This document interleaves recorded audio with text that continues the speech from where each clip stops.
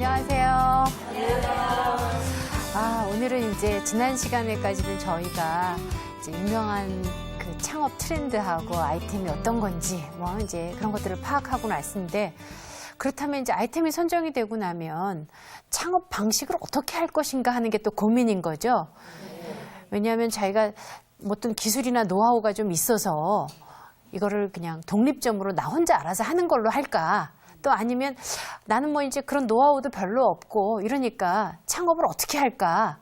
이거 그냥 프랜차이즈에 가맹을 해서 하는 게 좋을까 하는 이런 고민들이 생기실 거 아니에요. 창업 방식.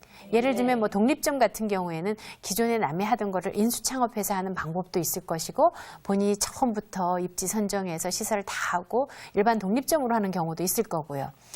근데 요즘 어떠세요? 막상 자기가 특별한 기술이나 노하우가 없기 때문에 창업 시장에서 보면은 프랜차이즈 업체들이 계속 많이 늘어나고 있죠.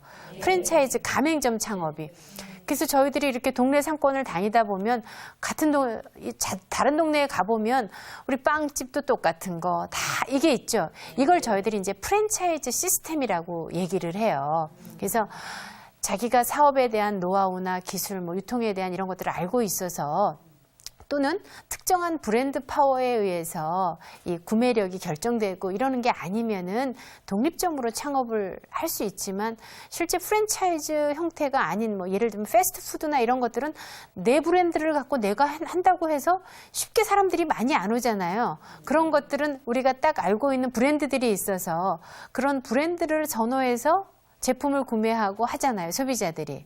그랬을 때는 아이템에 따라서 독립점으로 하는 게 유리할 수도 있고, 프랜차이즈 시스템에 가맹을 해서 하는 게 유리할 수도 있습니다. 그러면 프랜차이즈가 뭐라고 생각하세요? 여러분들이 생각할 때. 그러니까 프랜차이즈라고 하면 프랜차이저하고 프랜차이즈가 있습니다. 프랜차이저라는 거는 가맹 본부를 말하는 거예요.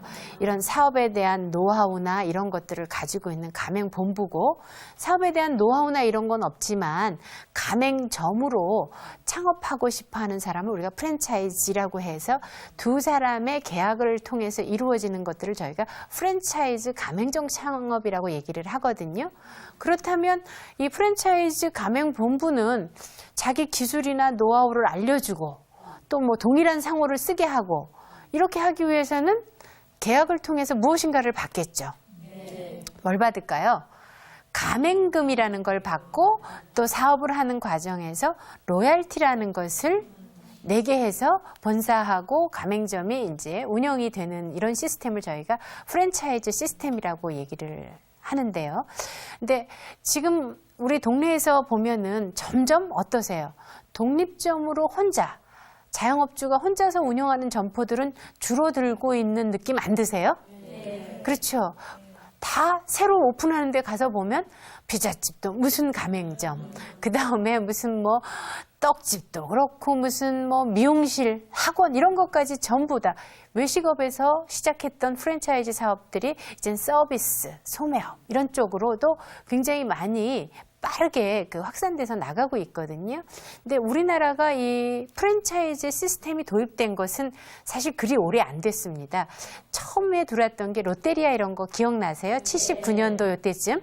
그때가 우리나라의 프랜차이즈 시스템이 처음 도입돼서 운영이 됐지만, 지금은 굉장히 프랜차이즈들이 많이 있죠, 가맹점들이. 그러니까 짧은 역사에도 불구하고 현재 우리나라의 프랜차이즈 가맹 본부가 한 2,700개 정도가 되고요. 그다음에 이곳에 종사하고 있는 그 고용인만도 뭐 비정규직까지 포함했을 때 한 100만이 넘어가는, 그래서 고용 창출이라든지 산업에서 차지하는 비중이 굉장히 크다라는 거죠. 그래서 앞으로의 그 어떤 세계적인 흐름은 점점 더 프랜차이즈 쪽 시장으로 강화가 되고 있다라는 거예요. 그래서 저희가 동네에서